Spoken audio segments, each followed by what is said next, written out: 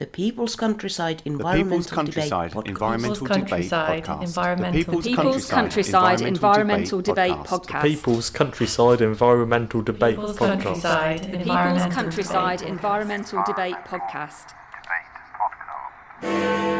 But we've yet to experience fighting, arguments, crime, murder, death and war in space. All negative, I know, but how would these occurrences affect space travel exploration in the short, medium, long term? Where do you think you'll be as creators in 5 years? Get on with it then, son. Crack on. This is the People's Countryside Environmental Debate Podcast with me, Stuart the Wild Man Mabbott, and... Oh, I don't know. You know who I am. I'm William Manklow. Yeah, I mean, two questions get said in an episode from listeners. We don't see them before we press record. Now, after we've recorded this episode today, we are down to 6 questions. Yeah. So if you get it in soon, it'll be January, February, March, April, May. You should get your question. I would probably say it's going to be July time, isn't it? End of June, beginning of July. So get them in now. We only got 6 questions lined up, and then this is when we'll get a tsunami of filth, a tsunami of questions coming at us. So, who's the questions from today, William? I've got a returning person and a new person by the looks of it as well, a new listener. New listener sending a question in. The first one is Ray in Newmilns in Scotland, and the second is from Drew in Standerwick in Somerset. They're the 2 questions for today. Ray's question then. I've been thinking about human evolution in space, but closer to home than you think. Recently, a group of astronauts came home early as one was ill, but we've yet to experience fighting, arguments, crime, murder, death and war in space.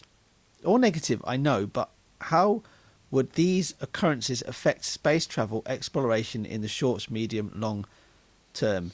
I think it would knock us off our utopian ideal. Because space travel is quite utopian, isn't it? Yeah. I mean, there was the space race, but even within, I read an intriguing book which was co-written, co-authored by a cosmonaut and an astronaut, and they both recognised the fact that that even though the leaders disagreed, they felt they were all working towards the same cause of getting to the moon and getting into space. They didn't see the politics of it. So space, in some ways, is less political than what's on the ground, but it's becoming more political, I think, and it's becoming. I mean, we murder each other, so we're eventually going to do it in space, aren't we? Yeah, I mean, the evacuation is slower. Like when the person got ill, it took a while to get them and everybody off. Well, space is difficult. Fighting. I mean, all those things. A gamut of positive and negative insights and opportunities will come out of the back of them. Well, what you're talking about there, that list is fighting, arguments, crime, murder, death, war. What you're talking about is once we've travelled enough in space and we allow the human condition to stretch its legs, how will we then see it? I think we will see it in the same fixed, narrow-minded way that we see it on Earth. Also, the habits don't change. Not many people have actually been into space. A lot of what gets launched into space is unmanned satellites and probes and that type of thing. Just did a quick Google here. And this is just the AI response, so take this with a pinch of salt, but just as an idea. But as of early 2025, between 640 to 675 people have travelled to space, depending on what you class as space, because the actual line of what is upper atmosphere and what is space is not completely agreed upon.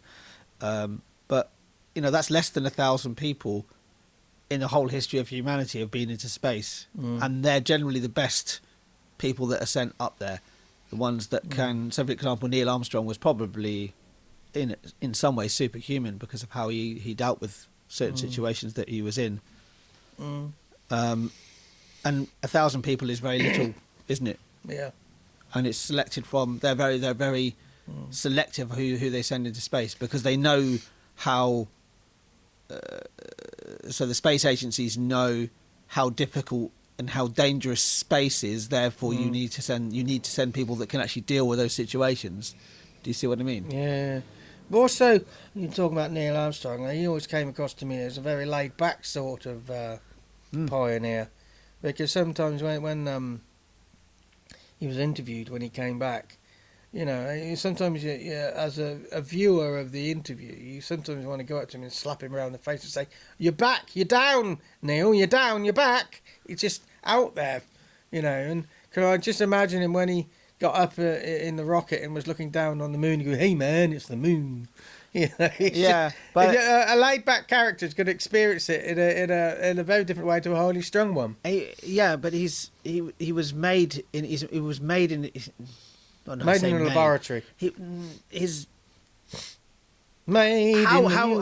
How his character was, or who he was, made him a perfect astronaut because he didn't get easily excited. It reminds me of, and I don't remember his name, but there's a free climber. A free climber is where somebody who literally just climbs things without any ropes, and he was the first person to climb El Capitan in California, which is this quarter of a mile cliff or something like that, without any ropes at all. And they took him into a laboratory and they studied his brain patterns, and he just didn't.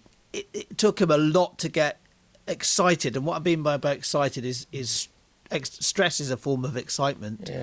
And Neil Armstrong was the same, and that's the reason why it's sat in front of a camera. There's no stress there. He doesn't feel anxious or stressed because his pain and his anxiety and stress threshold was so high that even in space and spinning, and he was in the Gemini capsule, which was rotating like almost as fast as a washing machine. He still had the wherewithal to actually be able to sort the situation out. Yeah. And I think that's the reason why we haven't actually seen any murders in space, because the people who actually have gone into space are you could almost say superhuman. But it will happen eventually when, it depends on how the space race goes. Okay, Drew's question and there's the next question from Standerwick in Somerset, England. What's the question? Where do you think you'll be as creators in 5 years? A whole different set of selves. That's where we'll be in 5 years. Hopefully not doing this fucking podcast. Well, we gave a 5-year countdown, didn't we? Yeah, once we get our first bit of funding for the community interest company, it's 5 years from that point. 5 years from that point. So there is a finite end to this thing. We haven't got the funding yet. It's likely to come in July time, I would guess. I mean, so July, what would that be? 27, 28, 29, 30, 31. July 30, 2031. Yeah. We're free. We don't have to do this anymore. What do you want to do beyond the podcast? What do I want to do? Well, beyond the podcast, I'm going to retire. I'm going to allow myself just to be better at being ill. No pressure. I'll be like Neil Armstrong. Hey man, it's the moon. What I won't be doing is taking up jazz. There's never a reason to start liking jazz.